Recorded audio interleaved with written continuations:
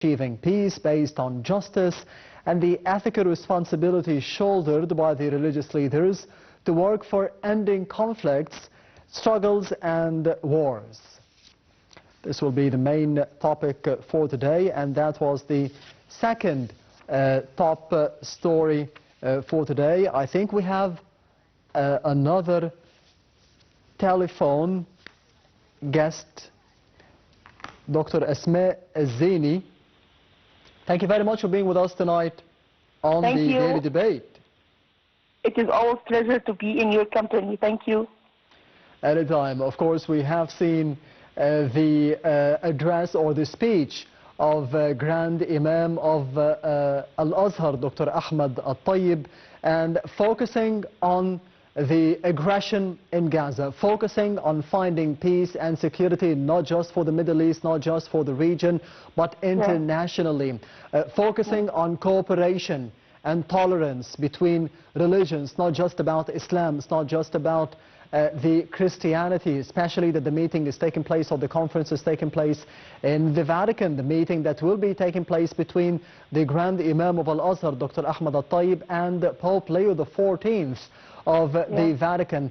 And starting with the aggression in the Gaza Strip, because we just concluded the peace conference or the peace summit that took place in Sharm el-Sheikh under the chairmanship of His Excellency President Abdel Fattah al-Sisi and the US President Donald Trump, to be ending the aggression, to be stopping the war, to be finding a ceasefire solution for the inhabitants of the Gaza Strip. How did you see the speech of the Grand Imam today?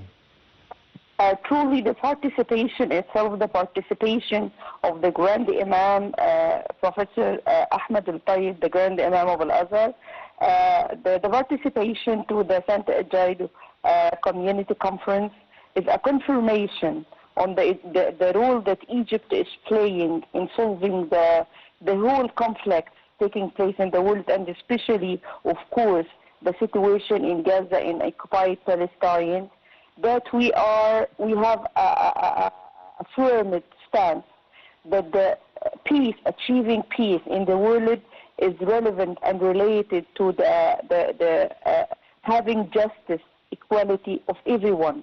What happened in Gaza, as it came in the speech of the Grand Imam, is unaccepted, unhumane. It is something so harsh that the whole world community would allow to happen. And this participation is especially to confirm this, that we have this moral stance toward this Palestinian issue. And what happened in Gaza the last 2 years is not accepted at all.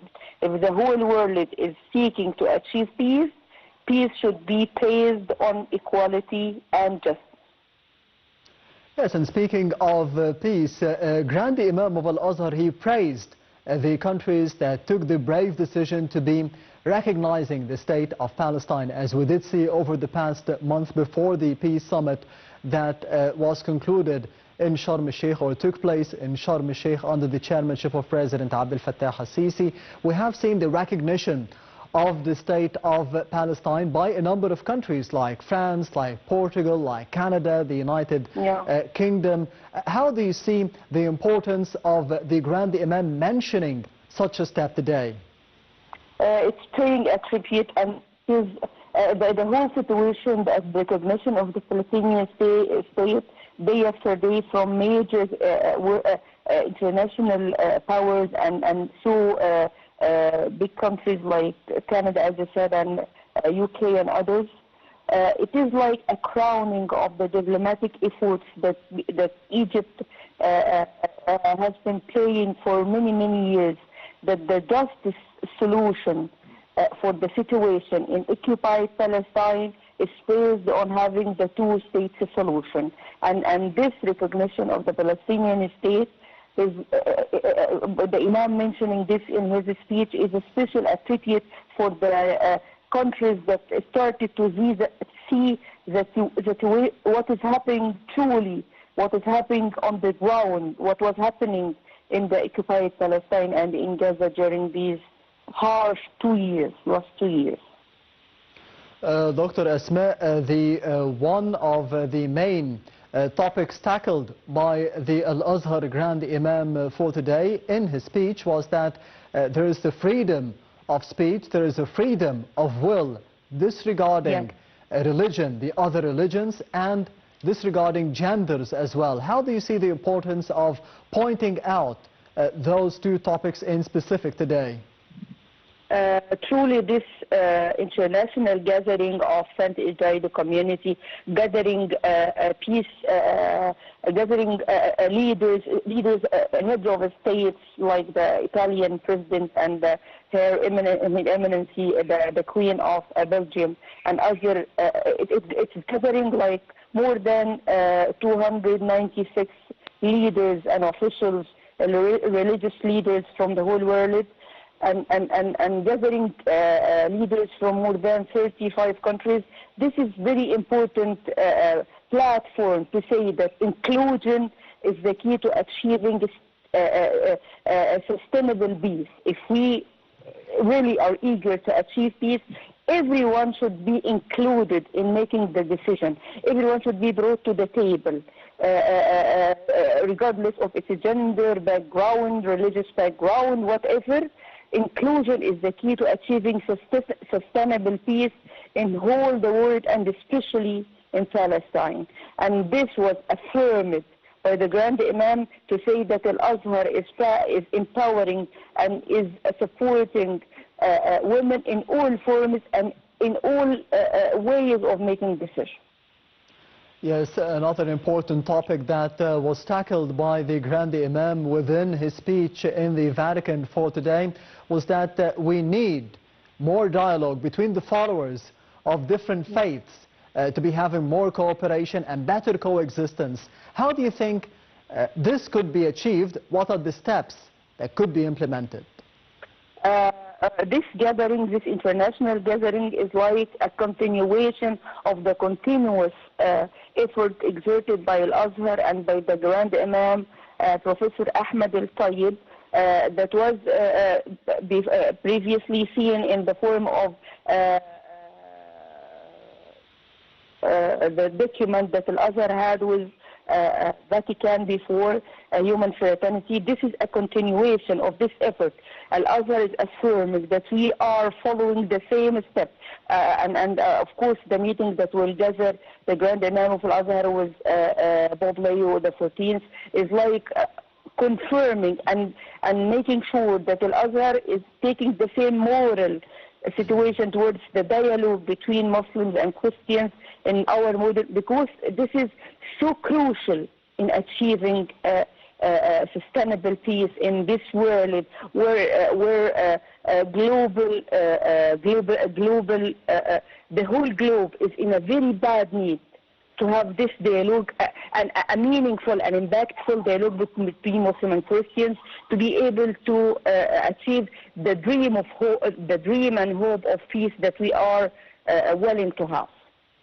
This will not be the first time for the Grand Imam to be meeting the Pope of the Vatican, but I think this is the first meeting between the Grand Imam and the new Pope, Leo XIV of the Vatican. What is expected during this meeting, or the outcome of this meeting?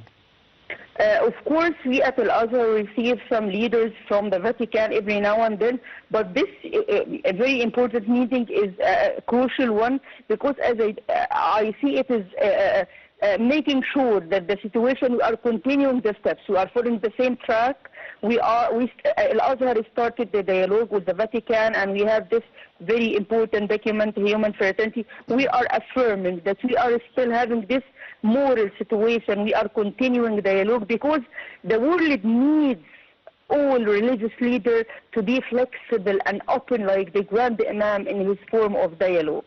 Muslims and Christians need to have the unified voice in many situations that's happening in the world today. Not only mere dialogue for dialogue's sake. No, we are seeking to have a unified stance behind what is happening in the world nowadays. Pope Leo XIV is American, and we have seen the statements of the Grand Imam not just for today in the Vatican, but over the past 2 years and maybe over the past decade, criticizing the Gaza massacres, criticizing what is happening in Palestine by the Israeli occupation forces against the innocent Palestinian civilians, especially the women and the children. Do you think that those criticisms by the Grand Imam would be, of course, delivered to Pope Leo XIV? But do you think that, being American, he could be pressuring somehow the U.S. President Donald Trump to be doing more? Yes, he proposed the ceasefire that is taking place in the Gaza Strip nowadays, but he could be pressuring him even more into getting more peace into the region, to be pushing for the two-state solution, to be having, as said today, the recognition of a Palestinian state. This means that Palestine will be having a state with East Jerusalem as its capital, which will be leading to the two-state solution. Do you think that this Christian side, this religious side, could be pressuring the American president into doing more for peace in the region? With the wisdom of the Grand Imam in his friendly meeting with the religious Christian leaders, namely with Pope Leo, I believe after the meeting the situation is expected to be more clear for Pope Leo, I believe. And it is hoped that maybe he have this effect of pressuring the situation, but at least the clarification is a good start. Yes. And the impact is going to be seen soon, inshallah. Yes, Dr. Asmaa zieny, the media officer responsible for the international cooperation and the international relations at Al-Azhar Sheikhdom, thank you very much for being with us tonight on the Daily Debate in Nile TV International. We'll be having a quick break. Stay tuned.